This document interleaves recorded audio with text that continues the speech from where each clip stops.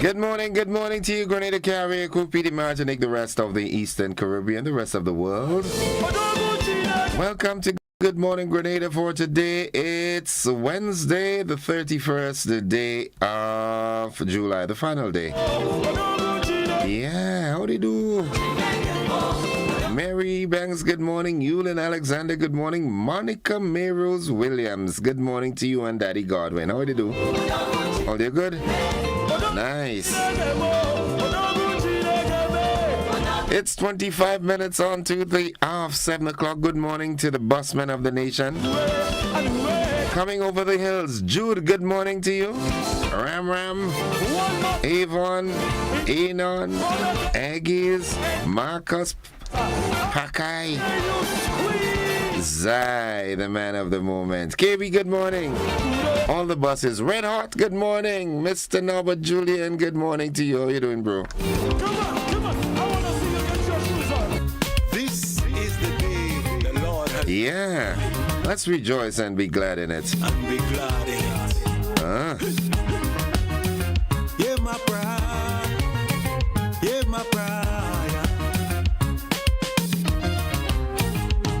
Well, if I had a nut, Sing along with me. to start afresh again and live this life all over, things just wouldn't be the same. Mildred Smith and Shem, good morning. Alison Coutain, good morning. I want to say thank you, Jesus. Valerie Foray and the Foray family, good morning. Oh, Catherine Phillip. thank you for another day. Oh, merciful Father. Oh, Yeah, Yulin, let us sing and dance to this one this morning. oh, Father. Thank you for the sacrifice. Oh, Sing it out, sing it out, sing it out. oh yes, I'm still alive. Play the music. The folks at Nawasa, good morning. Good morning to the rank and file at Nawasa. Grenlek, good morning. Miss Lydia Courtney Francis and your team. Hear my prayer. Yeah. Hear my prayer. Sylvina Charles, good morning. So even though my life is filled with so much ups and downs, I know you got the powers. Rochelle Cummings, good morning. Betty and Court, good morning. There is no miracle that my God can do.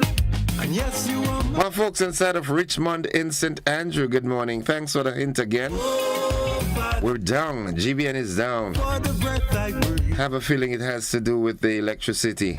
you provide my need. Mike and the team will take care of that, all right? We'll be back with you shortly. Thank you for my daily bread. Oh, merciful Father, through your grace, my soul. Good morning to you, Debbie and family over there in Bacolet. Oh, my child. The folks at Village Bakery, good morning. Play the music. Kitty Cat, Ariel, Alwyn, good morning. Mama Can, Munich, Petlin, how you do? Sing. I will lift up my Folks, let's do the word of the day. Let's do the word of the day. You know, we get carried away and sometimes time just elapses on us. The word of the day today is the word ebullient. I say, Ebullient. minute, Lord, E-B-U-L-L-I-E-N-T. Ebullient. my work is over. I'll try to do my best. And listen this, if someone or something is appealing, lively, and enthusiastic, they may also be described as ebullient. Merciful Father, E-B-U-L-L-I-E-N-T. Ebullient. oh, Father, nothing. Do you know someone who's ebullient? Oh, merciful Father, Festus, good morning to you and the family over there in Apretut. He always asks, what's the word of the day? Troublesome guy. Apretut, good morning. Pomrose, good morning. Mount Agnes, the wonderful folks up there. hear my prayer. The Macmeos, good morning. Aggies and Chief, good morning. Kem, The talk. Shem. Oh, merciful, Kitty, good morning. but strive to walk the You see, I got my ticket already for the match, guy. King all you like. Let me live by example. Now we can use the word ebullient this way. Aqua's ebullient personality made her the life of the party. For my family. Uh-huh. Oh, merciful Father, all your precious gifts to me. Folks, we're moving on. It's now time for the motivational tip of the day. Future hold.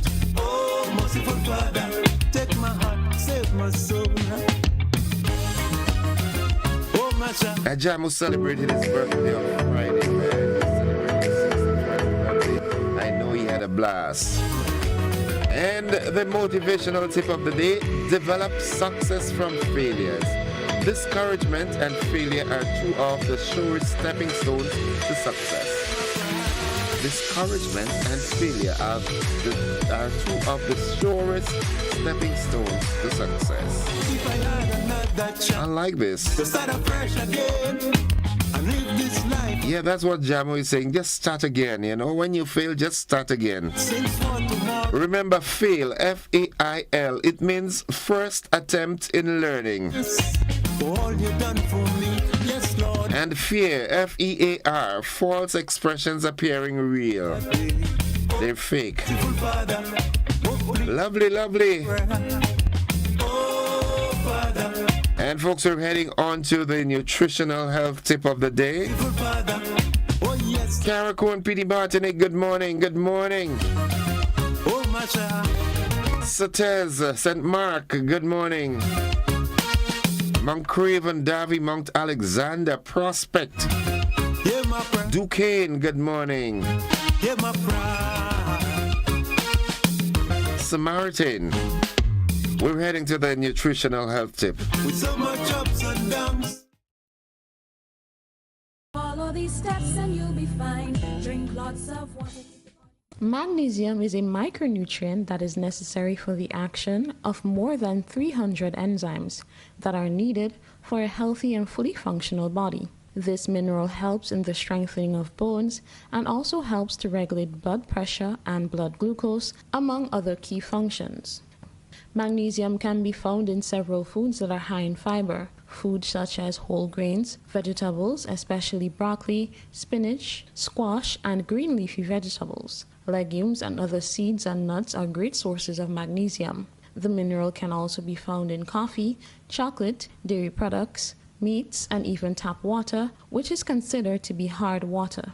Eating foods that contain magnesium daily is recommended for a healthy body, as the mineral is instrumental in proper function of the nerves, muscles, and many other parts of the body. It is also important for digestive health as it assists in neutralizing stomach acid and moves stool through the intestine. You are at risk of developing a magnesium deficiency if you suffer from illnesses such as Crohn's disease or digestive illnesses, kidney disease, if you abuse alcohol, if you are an elderly person, and if you take certain medications for cancer or diabetes. A doctor can prescribe a magnesium supplement if you are deficient. According to WebMD, most people do not need to take magnesium supplements as they get the recommended daily intake from foods they consume, and the excessive use of magnesium supplements can be poisonous to the body. If you do decide to take magnesium supplements, the highest dose you should take are as follows: 65 milligrams a day for children ages 1 to 3, 110 milligrams a day for children ages 4 to 8, 350 milligrams a day for adults and children ages 9 and older. Until next time, the Grenada Food and Nutrition Council reminds you to look, eat, and feel well. Minerals ring a bell? Yes, they keep. Wow. 17 minutes on to 7 o'clock, and guess what? We're running it this morning. We're going straight into the buzzing stories this morning. Hear my prayer. Ariza gives back over $2.1 million in dividends and loan interest rebates to members. Well, if I In the region, the UN chief calls for complete transparency following disputed presidential election in Venezuela. things just wouldn't Internationally, giant Zoom calls fuel record fundraising behind Kamala Harris campaign. thank you, Jesus. And in sports, final Olympics, but Shelley and Fraser Price is not hanging up her spikes. Thank you, We'll get more of this in the news. oh merciful Father. And folks, I hope you're having a wonderful morning. That's for those of you out there in the diaspora. Good morning. Thank you for Samantha Williams says good morning to Mom in Moya, Lydris, and to you, Mr. Joseph. Sammy, how you do? Nice. Davin Leo, happy Wednesday morning, beautiful people. Good. Nutmeg Princess, good morning to you and the family. Folks, this is where we take the break. We head on to the AM edition of News, Sports, and the Weather. Don't you go anywhere.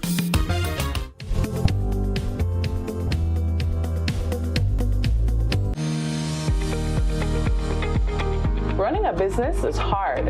Running a creative business, that's 10 times harder. The Grenada Office of Creative Affairs understands the unique challenges creative entrepreneurs face, especially when it comes to securing financing. That's why they have partnered with the Grenada Development Bank to launch the Creative and Cultural Industries Business Development Fund. Hello. Designed specifically for creative entrepreneurs like you and me. Unlock your full potential with our tailored financing options. Access loans of up to $50,000 at just 2% interest, empowering you to upgrade and expand your business. Receive business support vouchers of up to $5,000 to enhance your business plans, financial strategies, or marketing efforts. But that's not all. Nonprofits and community-based projects can secure grants of up to $25,000. So, what are you waiting for? Make the call today and learn how you can finance your dreams. Contact the Grenada Development Bank and unleash your creativity. Are you looking for a reliable, affordable, and customer-friendly pharmacy? Look no further than Hills and Valley Pharmacy, the nation's leading healthcare products and services provider. We are committed to serving you at convenient locations. Find an extensive and affordable selection of prescription and over-the-counter drugs and medical supplies at Church Street, Hillsborough, Carriacou, Jubilee Street, Grenville, St. Andrew, near the bus terminal, and Halifax and Grenville Street, St. George. Our committed team is always available to offer valuable assistance for managing your health and wellness. Discover the additional benefits of our wholesale distribution on Halifax Street and our Medcare Center on Grenville Street, where we provide in-house physiotherapy, massage therapy, doctor consultations, and eye care services. Our commitment is to satisfy all your healthcare needs, including competitive prices, loyalty rewards, and special discounts for seniors. Contact us at 435-6904 and WhatsApp 535-4734. Choose Hills and Valley Pharmacy. Remember, your health is our business. Gun-related crimes can pose serious threats to our communities, leaving villagers to mourn, children without fathers, and broken families. Positive activities like sports is what we need to bring our communities together, especially our youths. So let's bring in the guns. You have nothing to lose. The gun amnesty remains in effect until July 30th, 2024. Folks, let's bring them in.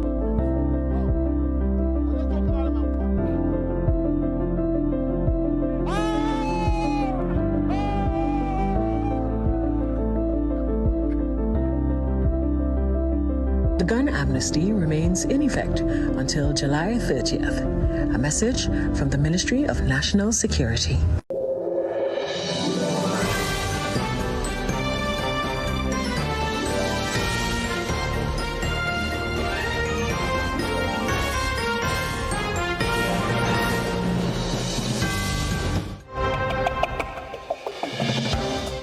This is the GBN Morning News for today, Wednesday, July 31st, 2024. Coming up in the news, Ariza gives back over $2.1 million in dividends and loan interest rebates to members. In the region, UN chief calls for complete transparency following disputed presidential election in Venezuela. Internationally, giant Zoom calls fuel record fundraising behind Kamala Harris' campaign. And in sports, final Olympics, but Shelley and Fraser Price is not hanging up her spikes. We've got the details to this and so much more after these messages.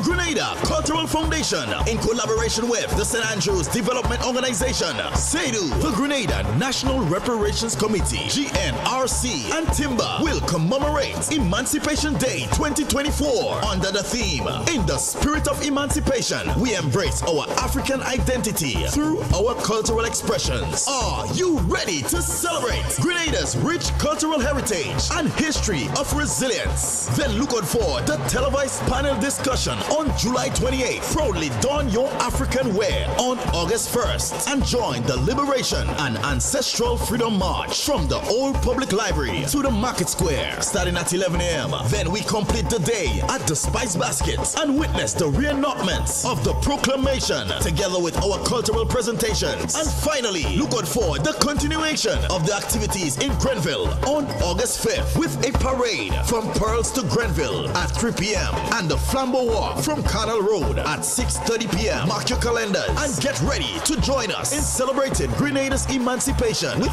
pride and joy. See you there.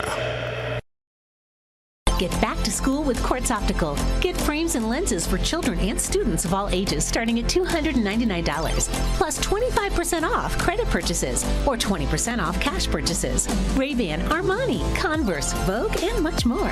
Get it today and pay us later. Plus, you can book your eye examination appointment online today on www.quartzoptical.com. Only at Quartz Optical. Value you can see. Offer ends August 24th, 2024.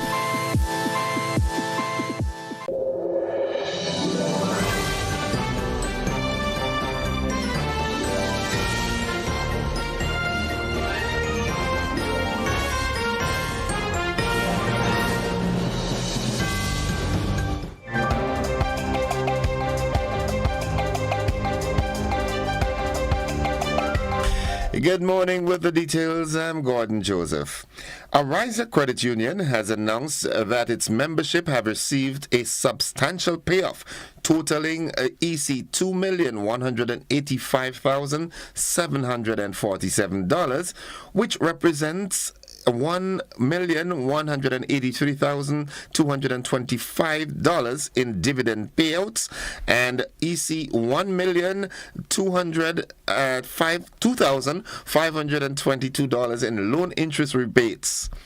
This comes following a successful fiscal year ending December 31st, 2023, during which the company reported a surplus of EC $12,672,976. Now, after fulfilling all statutory and other financial obligations, Ariza had an unallocated balance of EC $8,237,434. Outgoing chairman of the Ariza Board of Directors, Mr. Lyndon Bubb, made the announcement during the company's annual general meeting on July 25th, 2024. This year's loan interest rebates represents the highest payouts in the company's history, reaching 3%. Ariza CEO Mervyn Lord emphasized the significance of this achievement, stating, "While it's wonderful to achieve a healthy surplus, it's even more rewarding to share these benefits with our members. We believe they will truly appreciate this support."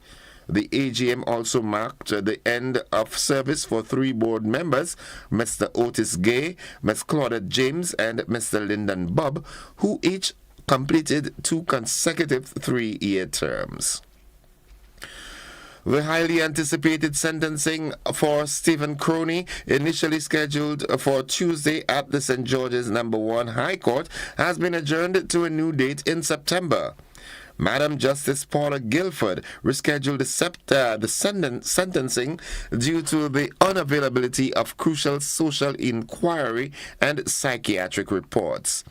Crony, 39, who is being represented by attorney Andrew Thomas, was convicted of non-capital murder in connection with the May 20th, 2018 shooting death of 36-year-old Kane Isaac Edwards. The unanimous verdict was delivered by a 12-member jury at the end of Crony's second trial in May. His first trial ended in a mistrial in October 2022 when the jury was divided 7-5 and could not reach a unanimous decision. Commenting on the verdict, Senior Crown Counsel Howard Pinnock, who prosecuted the case, emphasized the significant role of digital forensics employed by the Royal Grenada Police Force. This new evidence, unavailable during the first trial, provided a crucial breakthrough, enabling the prosecution to construct a definitive timeline of Crony's actions on the night of the murder. Edwards lost his life after being shot in the chest near a popular bar in Telescope in St. Andrew. Crony has been on remand at the Richmond Hill prison since his conviction and faces a maximum penalty of life imprisonment. He will now have to wait until September 8th to learn his fate. And that story concludes the local segment of news. Stay with us, the regional roundup and the international developments, along with the sports and the weather, are upcoming.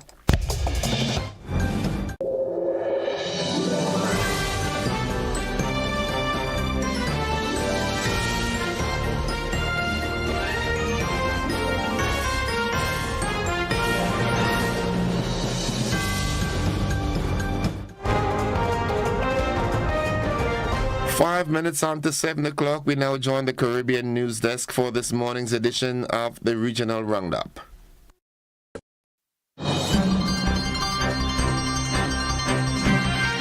From the Caribbean News Desk, the morning edition. Good morning. I'm Kendall Morgan. And I'm Dennis Chabot with the latest from across the Caribbean. Haiti's Transitional Administration has invited CARICOM's Eminent Persons Group, EPG, to visit the country next month for further engagements geared towards continuing the restoration of stability. The EPG, made up of former Prime Ministers Kenny Anthony of St. Lucia, Bruce Golding of Jamaica, and Perry Christie of the Bahamas, played a mediating role in the negotiations among political parties and civil society groups for the establishment of a transitional presidential council to govern the country and to put arrangements in place for elections by the end of next year. Head of the Presidential Council, Edward LeBlanc Field, attended the CARICOM Heads of Government meeting, which ended in Grenada yesterday. Nous allons bientôt, dans quelques 10 jours, recevoir en Haïti. We will soon receive, within 10 days in Haiti, a mission from the EPG, the Obligation Persons of Group, that will participate in the discussions between the state and the opposition groups to create the new mandate that will consist of various terms of the transitional government. Security forces protecting Haiti's leader provided covering fire as he left the hospital in Port-au-Prince after an interview with CNN in a stark illustration of the violence that continues to plague the gang-ravaged nation. We heard shots as we were speaking to the Haitian leader. This has been part of history. His security detail motioned for us to stop the interview. Okay, this here. He was ushered back into his car, and we heard more shots as we were speeding out of the location. We now know that there was sustained gunfire as our convoy left the hospital. The official explanation here is that it was cover fire and the Prime Minister was never in danger. The bigger picture here is about the gang problem here in Haiti. CARICOM Chairman Prime Minister Dickon Mitchell of Grenada says the absence of a CARICOM statement on the outcome of Sunday's presidential elections in Venezuela is not a sign of division on the issue. It's not an indication that CARICOM is divided on this issue. CARICOM doesn't have to have a position on this issue. Elections in Venezuela are domestic matters. First. Second, Venezuela is not a member of CARICOM. And third, I think we expect, and it has already happened, that members will indicate their positions. While the Prime Ministers of St. Vincent and the Grenadines and Dominica welcomed Mr. Maduro's declaration as the winner, Guyana's President Irvin Ali says international calls should be heeded. Our statement is factual in nature, that is, every mechanism that is provided for in the electoral system must be adhered to, and if they are calls, and there are calls from the international community and from the opposition for one aspect of that process to be activated, and we support that call because it is part of the electoral system. With Barbadians having a constitutional right to bail, even for murder, the government has taken new bail legislation to Parliament, listing circumstances in which bail for certain offences can be refused. The new legislation follows public concern that murder accused who were granted bail may be back in society involved in other crimes. Attorney General Dale Marshall, who led the piloting of the bill through yesterday's sitting of Parliament, said the measure is urgently needed to address the public safety concerns. It is urgent, Mr. Speaker, because the situation that we face is urgent. Individuals are getting bail every day in circumstances where right-thinking members of our society, if there were judges, they would not want to give bail. We also have a public that is rightfully asking why are courts giving bail so easily to the criminal element? What it does is emboldens them. They feel that they can get bail easy, so they can come out and do what they want to do. And the society becomes the real victim. Meanwhile, Barbados opposition leader Ralph Thorne agreed the bail issue is a major public concern and accused the government of not going far enough with the new legislation. His additional proposals include the introduction of degrees of homicides. You establish degrees of homicide: first degree, second degree, third degree, fourth, manslaughter, perhaps 5 categories. And when a man comes into the charge of the police having committed a homicide, the discretion of the police officer will determine the nature and the severity of that offense that he has investigated. And he will put him into one of those categories. And a new Offences Against the Person Act, which creates degrees of murder, resolves the issue of bail at the time of charging. The International Monetary Fund, IMF, is praising the Suriname government for taking politically costly economic reforms. In exchange for progress, the IMF says it will transfer just over $60 million, bringing the total disbursement to date to more than $380 million.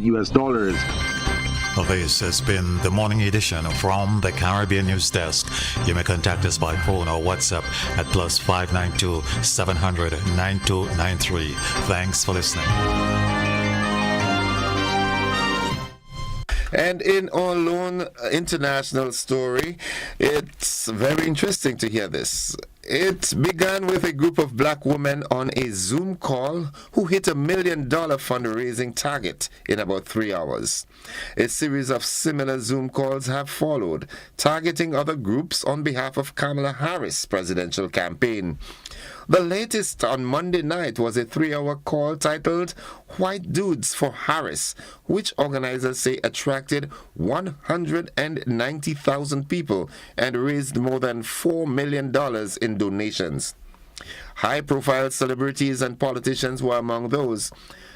The U.S. Vice President's bid for the top job is barely more than a week old. Still, it is harnessing a grassroots energy that did not exist for President Joe Biden, with supporters using modern video conferencing to reach motivated voters and fundraise virtually.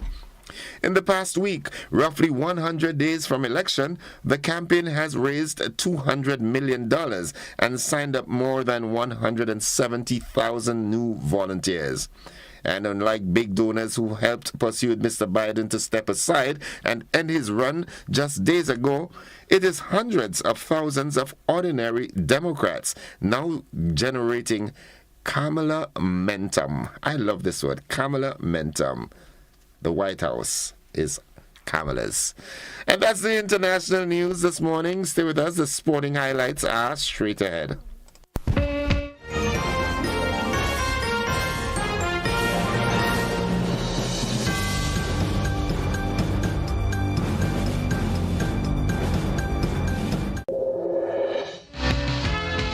Good morning, sporting fans. It would appear that reports of Shelley Ann Fraser Price's retirement from track and field might have been a false start.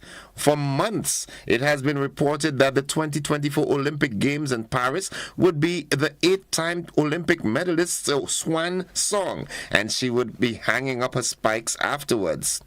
In an interview with Jamaican journalists in Paris earlier this week, the 37-year-old emphasized, "It's the final Olympic Games. Let me repeat that," leaving the door open for her to continue her stellar career. Fraser Price, who has run a world record 85 sub-11 seconds 100-meter races, is the third fastest ever over the distance, with a personal best of 10.60 seconds set in Lausanne, Switzerland in August 2021. Only the world record of 10.49 seconds set in 1988 by the late American Florence Griffith Joyner and the Jamaican national record of 10.54 seconds set by Elaine Thompson-Herah are faster than the pocket rocket. And finally, Simone Biles led the United States to a dominant victory in the women's gymnastics team final on Tuesday, laying the ghost of Tokyo to rest as she claimed a fifth career Olympic gold medal. 3 years after Biles battled disorientating mental block in Tokyo, pulling out of the team final in which the United States settled for silver, she and the teammates Jordan Childs, Jade Curry, and Sunisa Lee led wire to wire in reclaiming gold ahead of Italy and Brazil taking bronze. That's the sports. We'll have more sports for you in our luncheon edition of news. Stay with us. The weather forecast is straight ahead.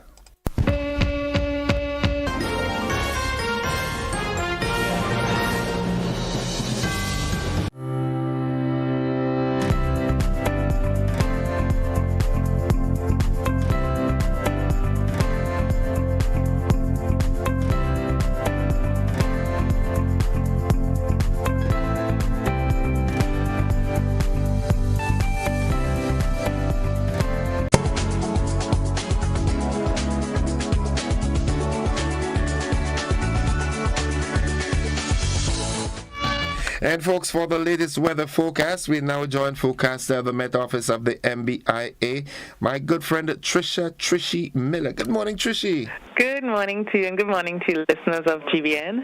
It's a fair morning here at the airport. Winds are from the south at 11 miles per hour.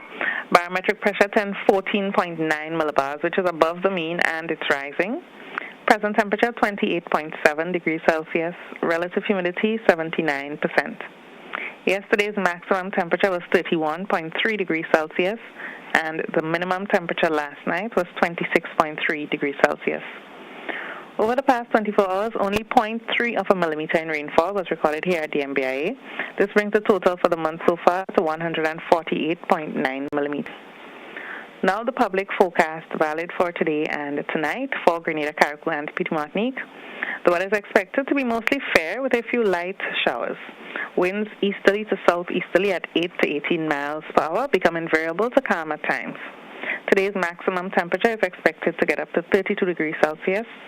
Seas slight to moderate, waves 3 to 5 feet in open waters. Tides are currently low and will be high around 1 p.m. Sunset this evening at 6:33. Sunrise tomorrow morning at 5:53. So just to recap, the weather is expected to be mostly fair with a few light showers.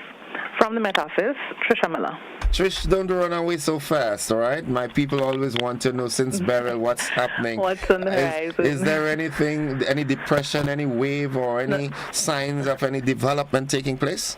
There is a tropical wave, but most of the activity is affecting the northern islands. So for us, we're sort of in the clear for now. Oh, wow, that's nice. Mm-hmm. That's good. Let's pray and keep it that way. Yeah. Have a great day now. Okay. You Have a good one. Folks, the weather forecast came to you with the kind compliments of Rennick and Thompson Company Limited.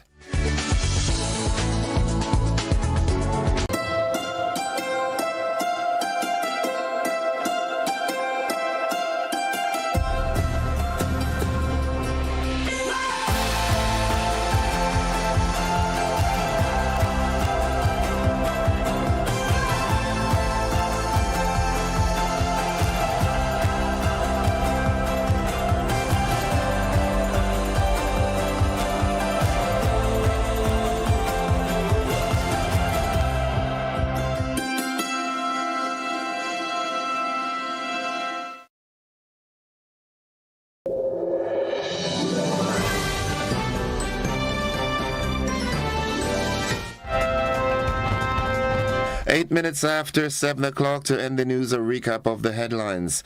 Ariza gives back over $2.1 million in dividends and loan interest rebates to members. In the region, UN chief calls for complete transparency following disputed presidential election in Venezuela. Internationally, giant Zoom calls fuel record fundraising behind Kamala Harris campaign. And in sports, final Olympics, but Shelley and Fraser Price is not hanging up her spikes. That's the morning edition of news for today, Wednesday, July 31st, 2024. On behalf of the entire news department, I'm Gordon Joseph, thanking you for listening, wishing you a productive day, and extending the invitation to you to stick and stay with the network, because we are with you anywhere and everywhere.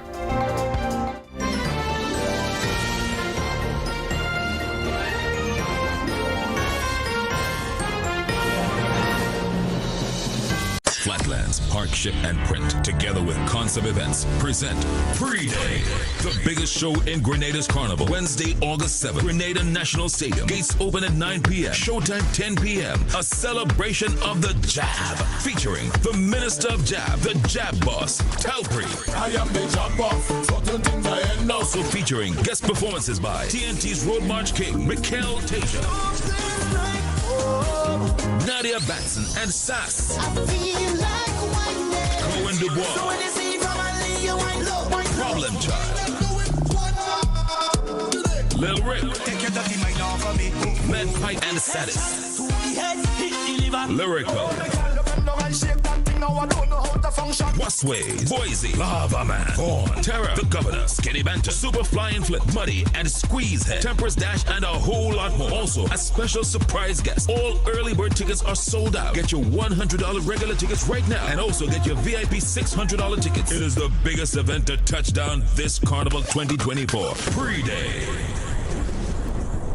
Grendec Community Partnership Initiative. On behalf of Netball Grenada, we want to say a special thank you for the contribution made. We are certain that the contribution that had been given would be put into good use and we would bring home great results. Grendec, energizing our community.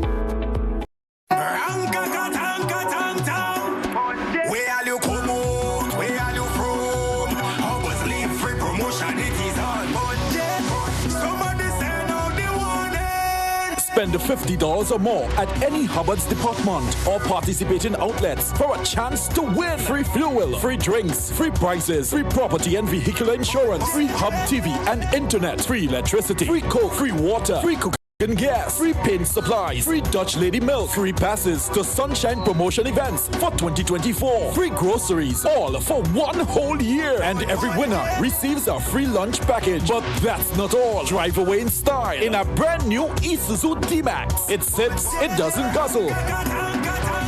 So fill out your entries and place them into the marked entry boxes. This promotion is brought to you in part by Dutch Lady, Danny, Promo, Supreme Bleach, Creative Chef, Grenlac, Floor, Salt Petroleum, Grenadian General Insurance Company Limited, Coca-Cola, Sunshine Promotion, Caribberies, Guap Bag, Sesame Spain, and Food Fear. Promotion runs from April 2nd to December 24. Terms and conditions apply.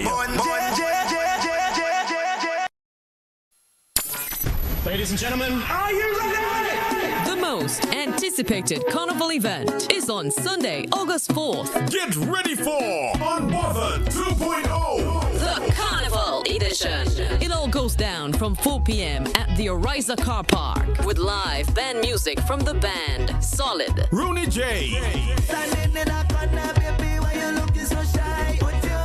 Superfly and Flint, Mr. Golden,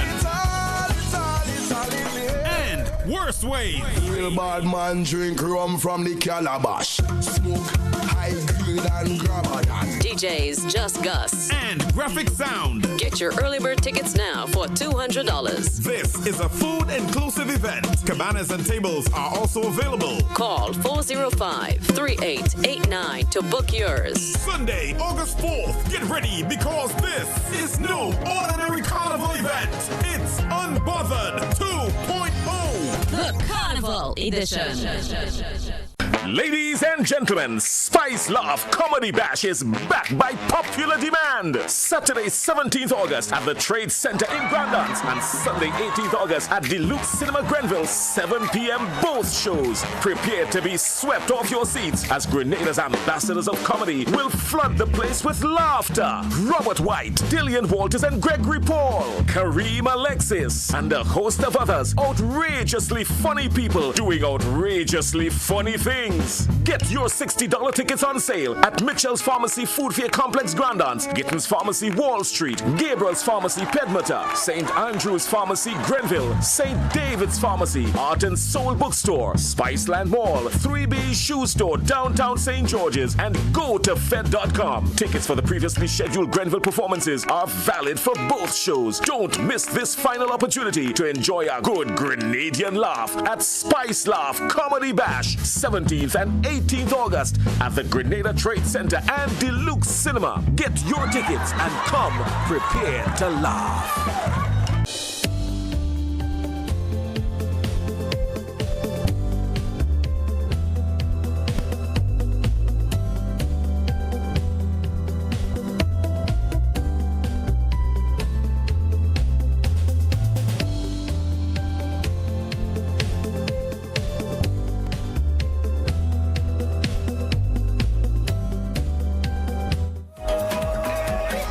Ladies and gents, good morning, and welcome to the conversation this morning. As you can see, my studio is all lit up because I've got a very brilliant and bright gentleman with me. He is the director of the Government Information Service. I'm speaking of Mr. Jason Phillip. Good morning, sir. Welcome again. Good morning, and thank you for having me. And good morning to all of Grenada, Carriacou, and Petit Martinique, as well also the diaspora. Well, you know, GBN is your second home, right? Oh, well, I'm loving to hear that. Yeah, I'm loving that. Your second home. I mean, come on. Yeah, since the passage of Beryl, we've been talking relief and so forth, efforts that have been undergoing, but we have more current issues on hand. We just had the CARICOM Heads of Government Summit that just took place in Grenada. That in itself is symbolic.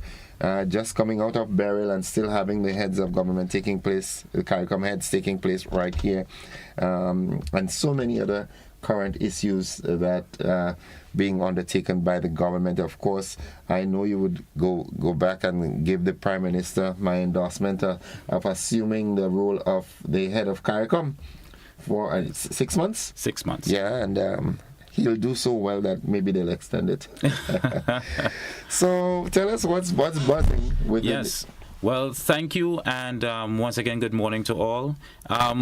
Today we are going to give a review of what would have happened over the course of the last few days. The CARICOM event has been quite a substantial one, and in the words of the outgoing chairman, Dr. Ali, His Excellency from the President of Guyana, as he said, there was tremendous success out of this particular conference. I just want to say in the words of our Prime Minister, Honorable Dickon Mitchell, that as he opened at his statement at the roundabout when he was about to launch the opening of the CARICOM roundabout, he mentioned that it was important for Grenada, even though we have just come through this very traumatic event, which is the passage of Hurricane Beryl, that it was quite important for Grenada, St. Vincent, Jamaica, Barbados to show the world that we are still open for business.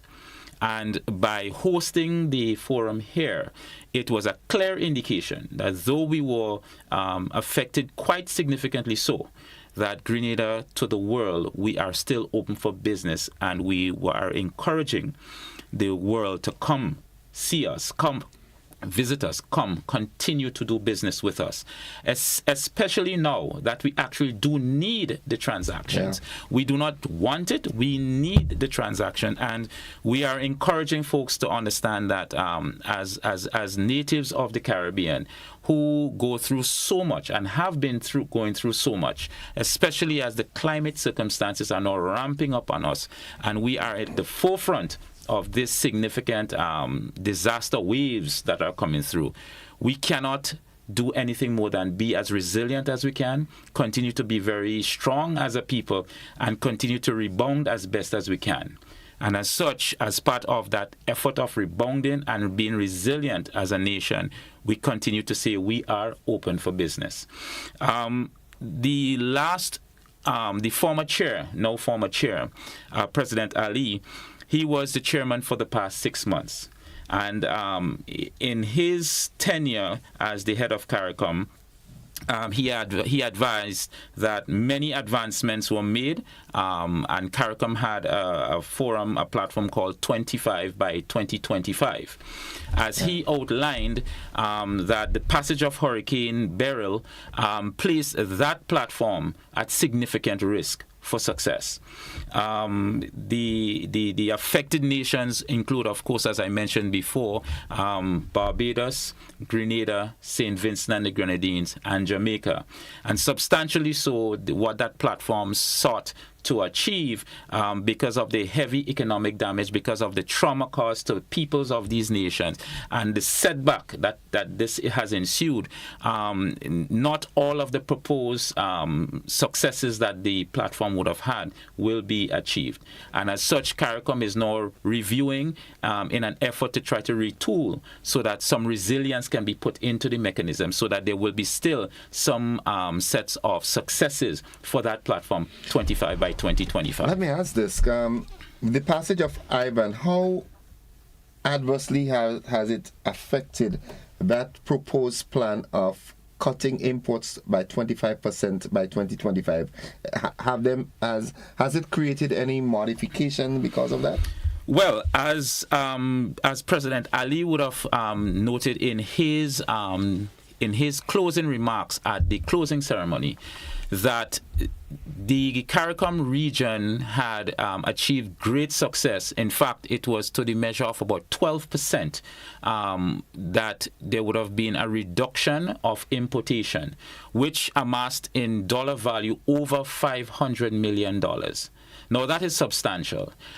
It was also noted, as he stated, that there was an increase in local production in member states, significantly so, and that the focus was for the increasing of those cash crops, such as lettuce and things that the tourism sector consumes quite a lot, and those quickly grown items that seems to be consumed by the nation every day.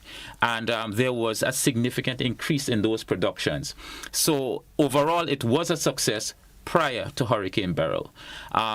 He has outlined that the indication is for the states who were not affected by Hurricane Beryl that they would continue to intensify on their production locally and that the states who may have been affected may also benefit through those countries in the meantime while we recover.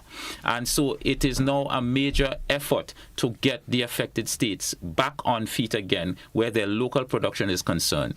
As we know in our case that Hurricane Beryl decimated the agricultural sector in the north of the island, as well as the decimation in Carriacou and Petit-Mat, the total loss. And so this is going to take time.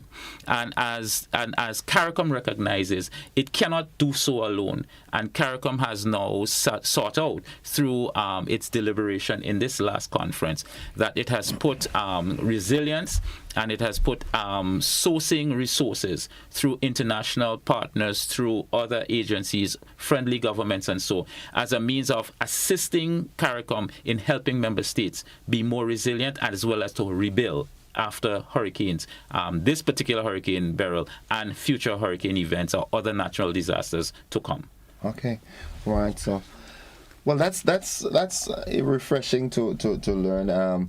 It's only obvious that if the grouping, some members are unable to pull their weight at this time, so the other members need to step to the fore. Oh, certainly so. And our Prime Minister indicated in his speech that Grenada over the past years, CARICOM has now turned 50.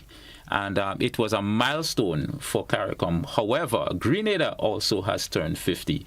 And it was a pleasure for Grenada to host CARICOM, the heads meeting, here in Grenada, at that same milestone. Very symbolic. Very, very much so. Yes. And the Prime Minister also mentioned the significance of the support that Grenada has received from CARICOM, referring back to 1983, post the intervention and all of that.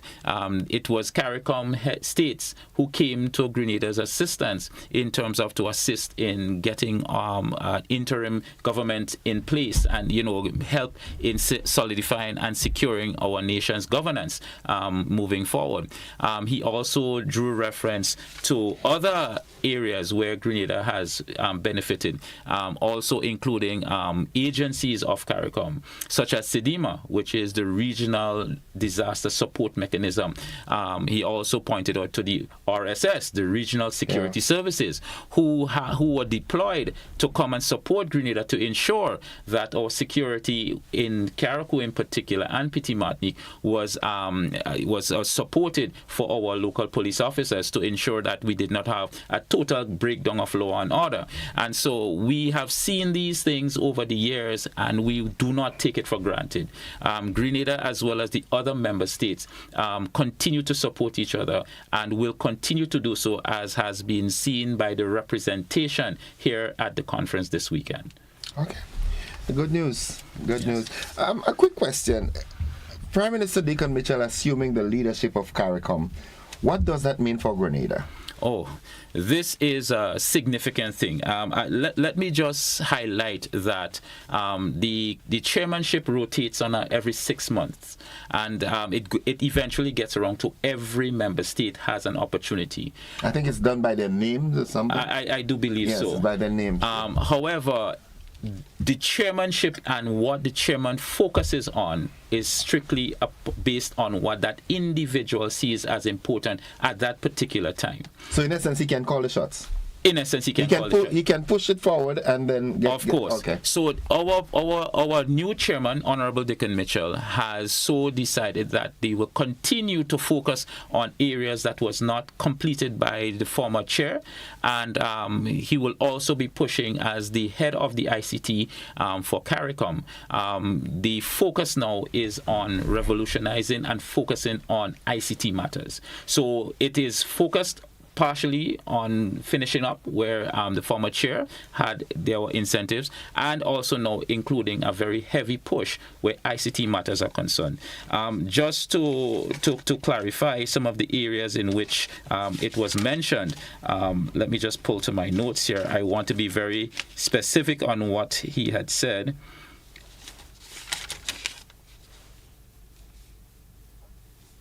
It's quite a lot that was right. Yes. So here it is that the PM Mitchell would have presented a strategy for regional digital resilience, and the strategy was endorsed by all member states. Okay. This digital strategy focuses heavily on digital integration, infrastructure connectivity, digital skills workforce development, and capacity building, digital government e-services, digital sectors, policies, and regulatory environment.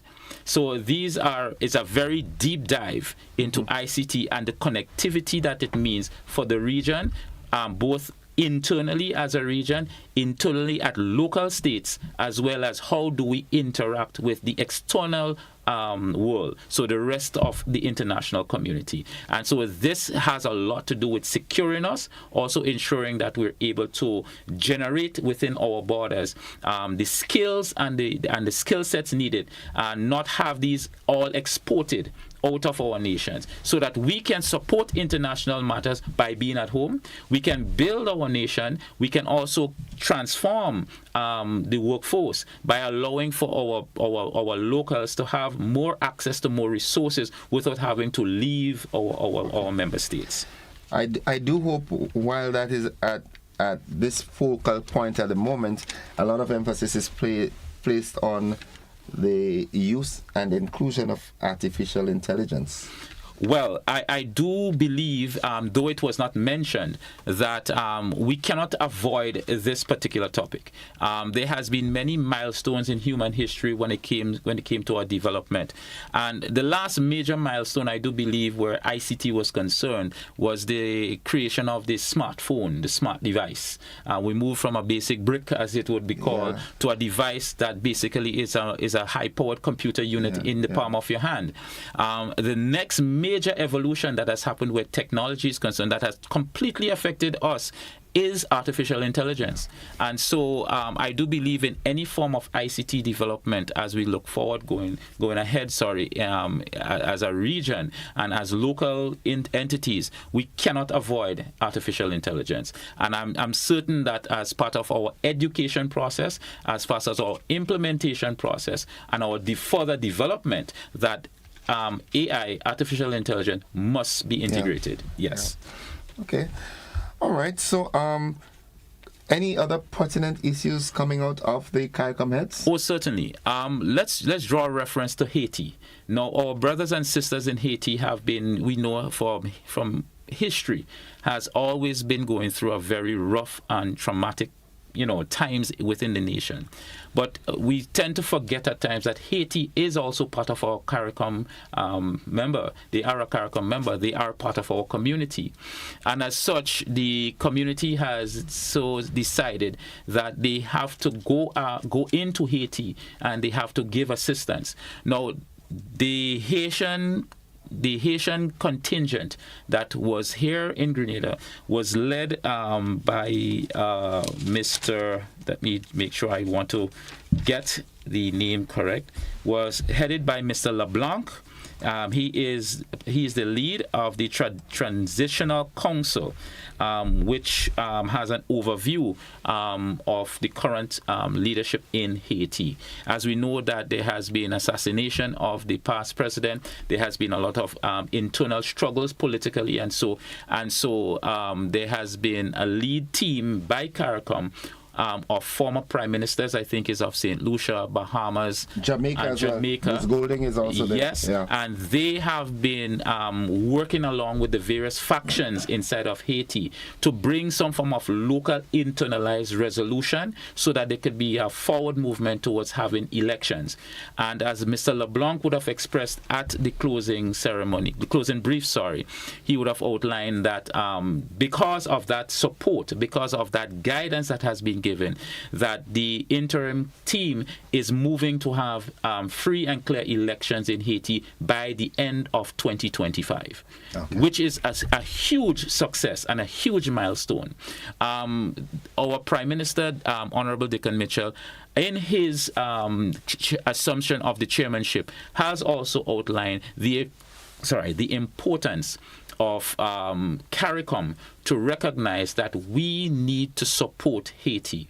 And as such, the CARICOM heads has agreed that they will apply humanitarian assistance to Haiti. It was asked as to what specifically would each nation do or give.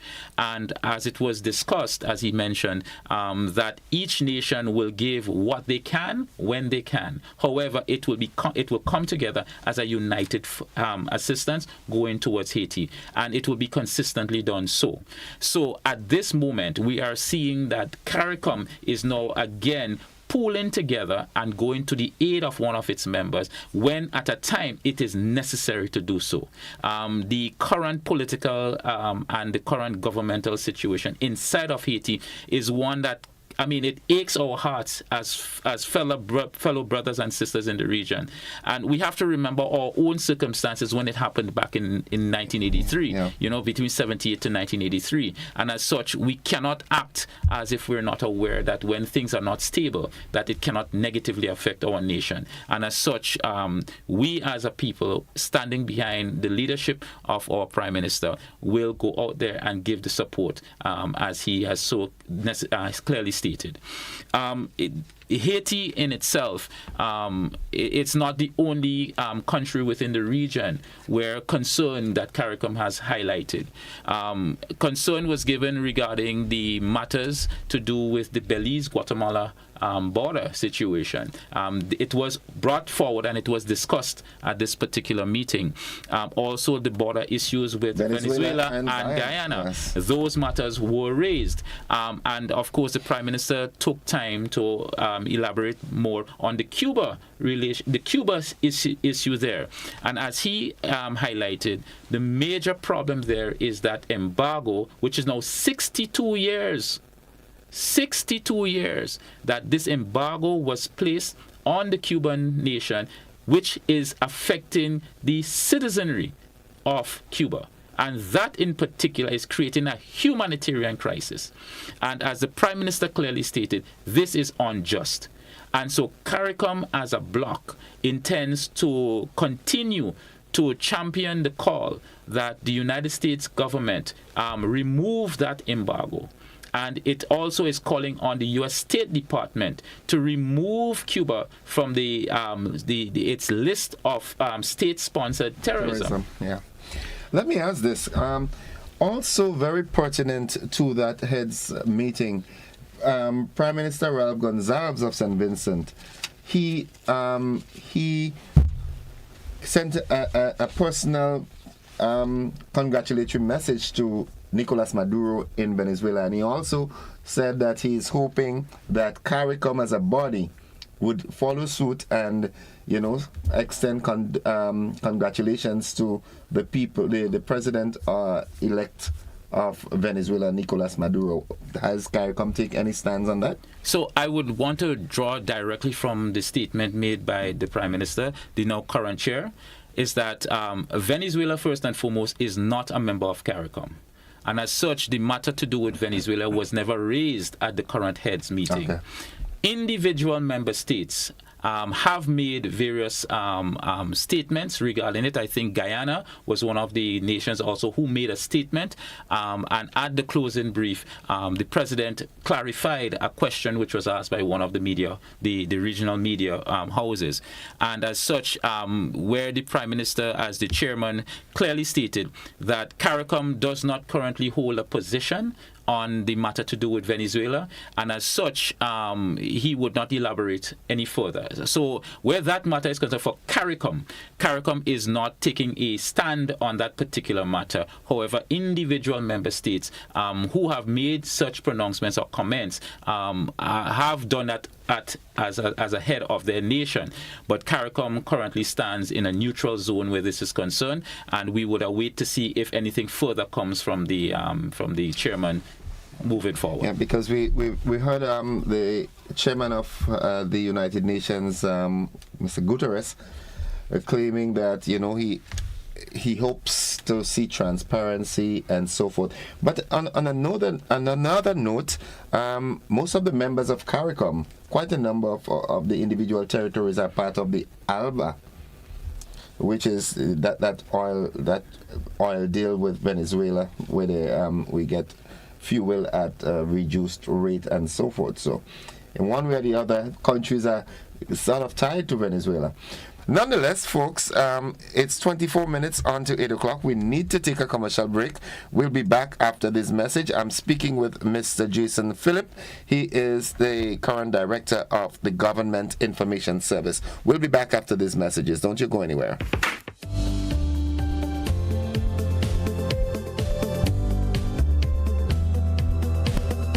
Served Grenada for decades. We are the #1 and largest electrical supplier. Hi, welcome to Sunny Electrical. How may I help? We offer electrical wiring accessories, tools, and appliances for all residential, commercial, and industrial applications, which is what we are known for. And we expanded our products with new innovative ways to modernize your home. New homeowners will be captivated in our lighting showrooms. Some more pendant lights here. These are very multifunctional because they can work for kitchens, living rooms, bedrooms. We have a wide selection of lighting, ranging from indoor to outdoor and solar. We are also available for site visit services to assist you with selecting the perfect light for your forever home. We are located at Dusty Highway in Grenada and St. George. Sudden Electrical. Best value, expert advice, quality products. We hope to see you soon. Fly the Jones, Switch, it's Lava Man. It's all about spice up the Kayanad Soca Mona competition. It starts on the 26th of July. It's going to go on to the 2nd of August, then the 9th for the finals. I will be the host. Fly the Jones, Switch. Get there, see you there, be there. Nothing but vibes. Real mashup, yeah? Mad.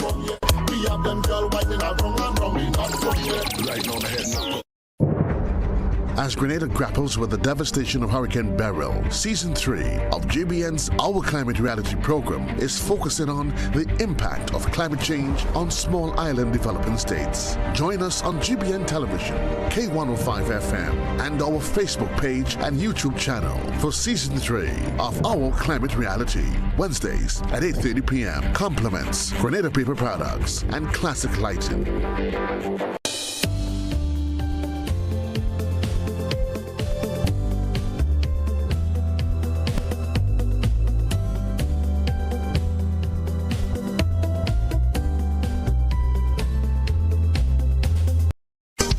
Join us on GBN TV every Monday at 5:50 p.m. and on Classic Radio at 5:50 a.m. every Tuesday and Thursday for Revival in the Land, a program dedicated to bringing hope, faith, and renewal into our lives, hosted by Pastor Ricardo Aline of the Latter Rain Revival Center. Discover the power of faith and community. Revival in the Land, where hearts are healed and spirits are lifted.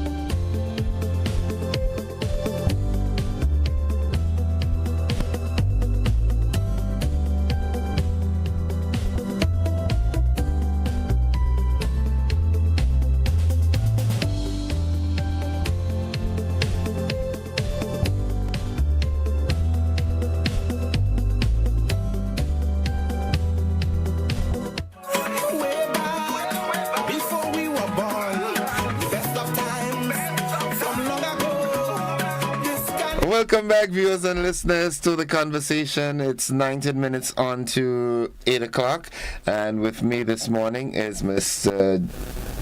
Jason Philip, right, yes, the Director of the Government Information Service, and he's here sharing with us a number of initiatives and things that are happening from the government's point of view. We were talking about the just concluded Heads of CARICOM summit that just took place in Grenada, and a number of things came out of it. As a matter of fact, one of the things that is glaring is the fact that as a bloc, all right, it is said in unity there is strength and there is bargaining power and everything. And countries are recognizing the importance and significance of the CARICOM bloc. Yes. And countries are pending to join CARICOM. As a matter of fact, Curacao just joined on. Tell us about some of the other countries that are knocking on CARICOM's door. Yes. Well, let me start by saying that as CARICOM turns 50, has turned 50. That is no longer a teenager. It's no longer a baby. It's no longer a toddler. CARICOM is a full-fledged adult, no maturing. It's a grown man. It's a full-grown man. Yes. And so one can only expect that the excellence that has been achieved over the years from the founding fathers, and at the closing brief, Prime Minister Mitchell, as well as his colleague colleagues and the former chair, His Excellency Dr. Ali, they both alluded to the work that has been done by their predecessors and from the founders of CARICOM for the visionary steps that they took back then, that today we are seeing so much benefit and such unity amongst our peoples of the region.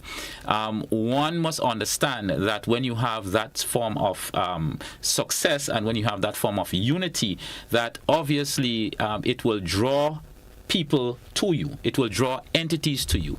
And not only over the years have we drawn from the international community, whether it be private sector or other governments have been drawn to CARICOM for support and solidarity, but we are seeing members of the Caribbean community who are not part and parcel of the union are expressing their willingness to become part of it. And as such, it was not alluded to whom those territories are.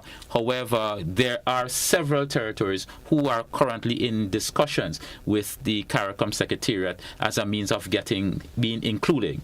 Now, the chairman has also indicated that in due course, these matters would be brought to light, but for now, it's an indication that there is significant interest by other Caribbean territories who want to be a part of this particular entity. Now, we can see as things progress that not only is it just new folks wanting to come in, but we have just adopted as an associate member Curacao. And it has been a huge milestone for Curacao to now join. The government and people of Curacao now have access the same way that Grenada and all the other territories have, not only to the resources but also to the support. And when CARICOM negotiates with the rest of the world, and it negotiates as a bloc, Curacao and its people now stand to benefit. Now, as I say, when something happens to one, it affects all. And now we are stronger together than we are alone. And so we are grateful for the union as it currently stands, and I would like to take the opportunity to also welcome Curacao to the CARICOM family, and to all persons from Curacao listening to us. We are very, very happy to add you as brothers and sisters to the rest of brothers and sisters who are now part and parcel of this fantastic and monumentous grouping, and we look forward, as the Prime Minister had clearly stated, to a long-standing, mutually benefiting working relationship. And as such, we saw that the government of Grenada sought it fitting that at this 50th anniversary of CARICOM, Grenada turns 50, that the adoption of Curacao coming in, that it was to rename the first roundabout in Grenada. As the Prime Minister said, all roundabouts in Grenada are usually called by the location where it's located. And the choice of the True Brew roundabout was not just per chance. It is the one roundabout that all visiting and exiting visitors to Grenada who enter and exit via the Morris Bishop International Airport, it is the very first roundabout and the last roundabout you encounter. And as such, this show of solidarity, the show of unity, having that roundabout renamed to the CARICOM roundabout was very significant. And so we continue to show that Grenada as a whole, as a nation, we are fully bonded and we are fully in bed when it comes to being in CARICOM, and that we will continue to move forward as a member state of this organization. And that's as you rightfully said, that's monumental. CARICOM just keeps attracting people, countries, bigger countries, smaller countries. As a matter of fact, Canada has shown some interest. Didn't Canada have a representative on the ground during the heads of government meeting? Yes, certainly so. Now, prior to Honorable Dickon Mitchell becoming the chairman of CARICOM, under the chairmanship of His Excellency President Ali from Guyana, there was discussions and there was lots being dealt with the government of Canada. Grenada relative to CARICOM and its members. Under his tenure, quite a lot of discussions were held. And the goal of those discussions was clearly regarding the acceleration of programs and projects to the region and how they can deploy in shorter time periods, more or less, to support, especially after natural disasters such as what we had with Hurricane Beryl. So the intention here is to seek benefits from nations who can really have an impact. And as Prime Minister Mitchell said, we're looking for impactful assistance that can happen in short order. And so areas that were discussed was areas of housing, digitization, upskilling, skills development, investment of transformation of CARICOM members' economies. And some of the areas where they focused strongly on was resilience in sustainability, which include the rebuilding of housing stock in the region and by supporting the housing sector within the region. Okay. And what was outlined was that the Canadian government was very supportive of this. So we can expect and hope that under the new chairmanship that these initiatives would continue to be addressed, and which I did believe that the Prime Minister did allude to continued ongoing discussions and negotiations. And the Canadian Minister, which is Minister Ahmad, he was here in Grenada on the ground. So though CARICOM had discussions with him, which were very successful and had a good outcome, but he also was on the ground, and the Canadian government had done some grant funding, so I think at the fisheries in Guave. And so he wanted to see for himself what was the impact of this hurricane. And so he visited on those sites, I think it was on Monday, and him and his delegation. And then they also visited several local farmers' farms. They actually physically went to farms. They went to see business places to see exactly what the impact was up at the north of the island. And so with a first-hand view and a first-hand experience of it, he is now able to take this back to the government and his colleagues in Canada to really reinforce what the discussions at the CARICOM level has been. And we do hope that seeing this would also impress upon them the need to have matters expedited at this point.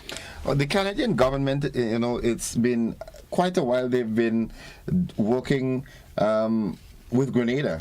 As a little boy growing up, I know that the Canadian government was very integrally involved in the cocoa rehabilitation projects up at Mount Horn and so forth. So Canada has always been very interested in Grenada. I don't know why.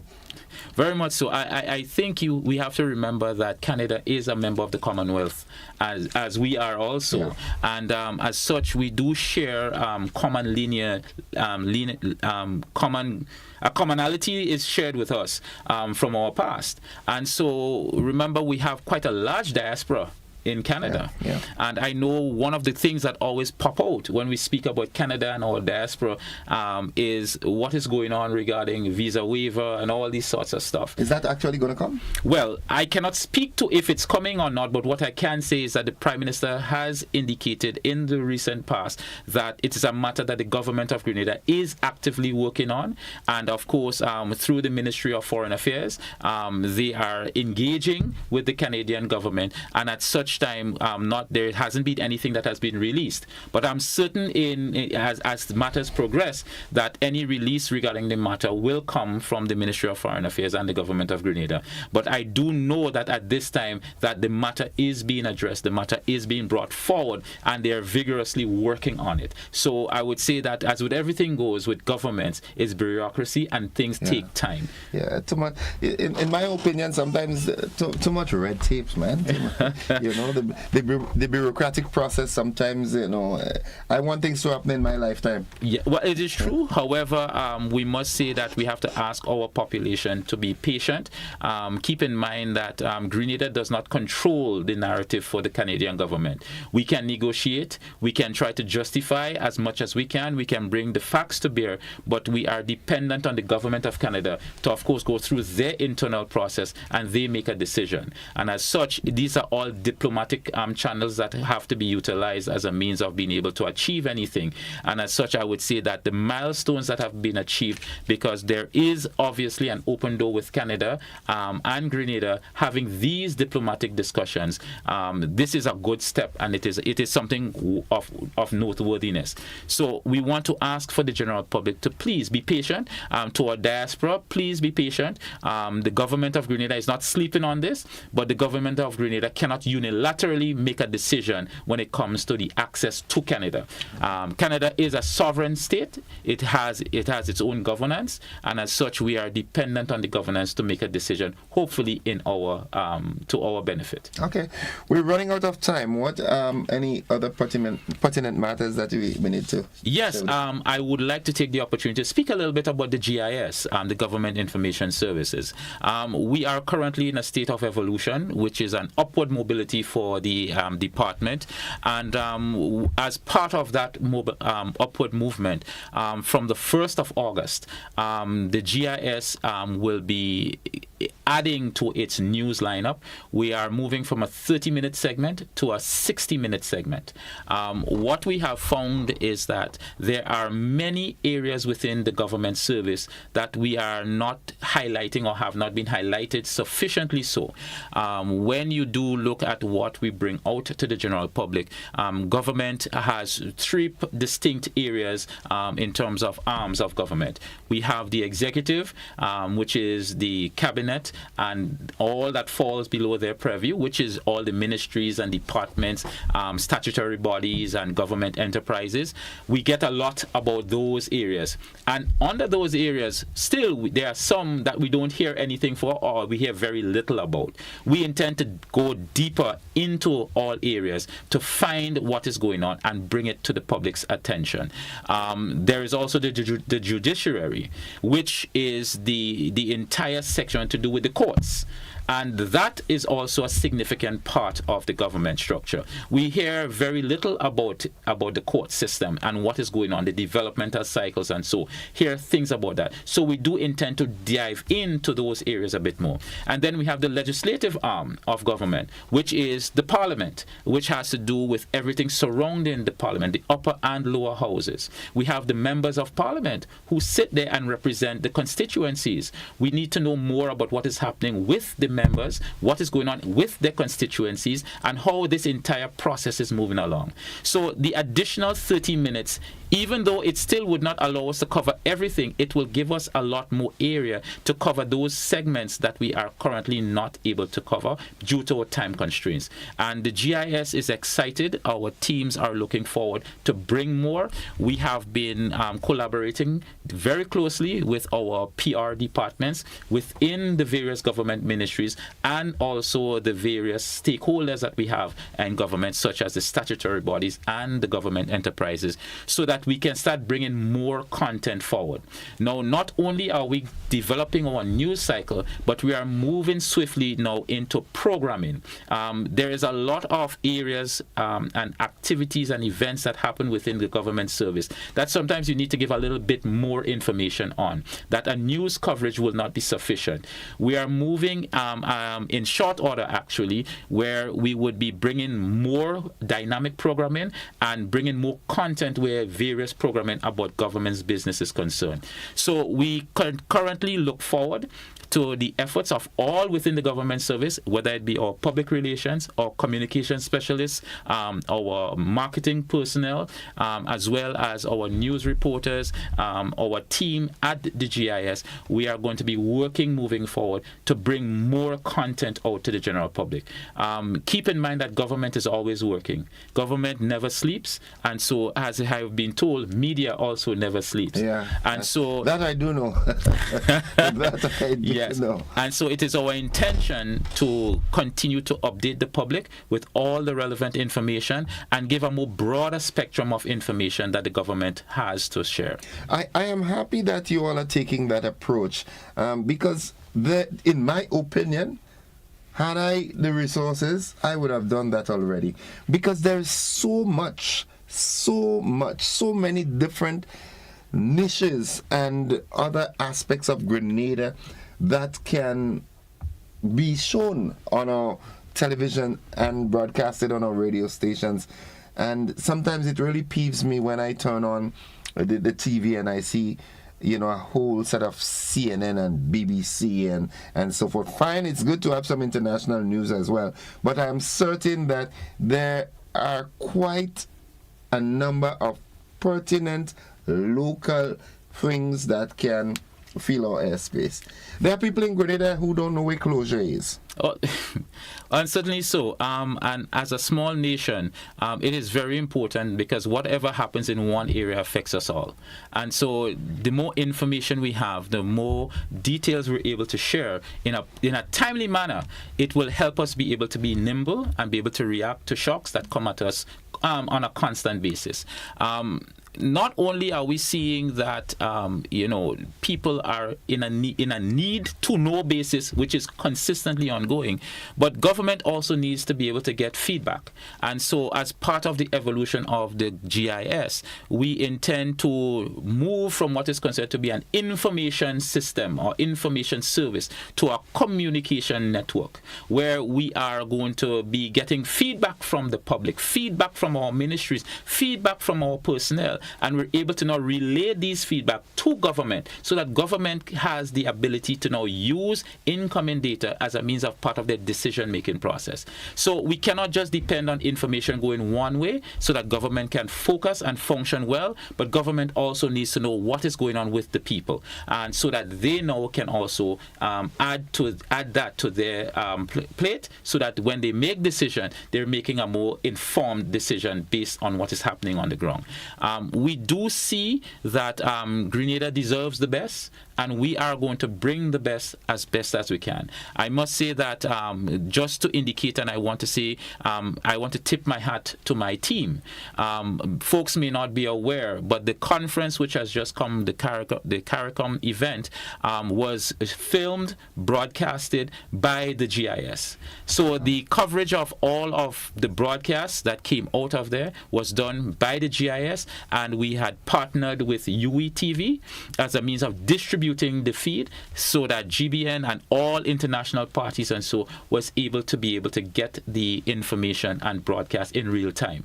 So we are not in the dark. I want to reassure the public that the government has been spending and continues to spend on upgrading the GIS, and that it's a world-class service. I want to say that the employees at the GIS have been working tirelessly, and from me as a director, I'm eternally grateful. A lot of sacrifices has been going on. Keep in mind that we have come from the hurricane straight into a major conference of this, and what we have been seeing is, I would not say flawless, I would say exceptional service from the team at the GIS. And so I want to mention this to the public so that you are aware that though you are seeing things, but knowing that it is coming from individuals who are working night and day to make these things happen. And so we will continue to do the best that we can, and we'll continue to invest in the government service while bringing you all the information and all the matters that occur so that you can be informed of government and informed of government's decisions and processes moving forward. Is this keeping with the modus operandi, government for the people, by the people, and...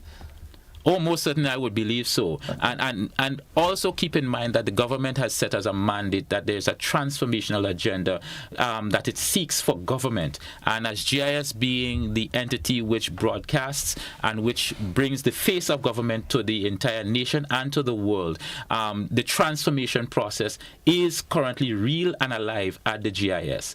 And so we want to reassure the public that you are not going to be left in the dark dark. We intend to bring you the light of government, and we intend to consistently do so.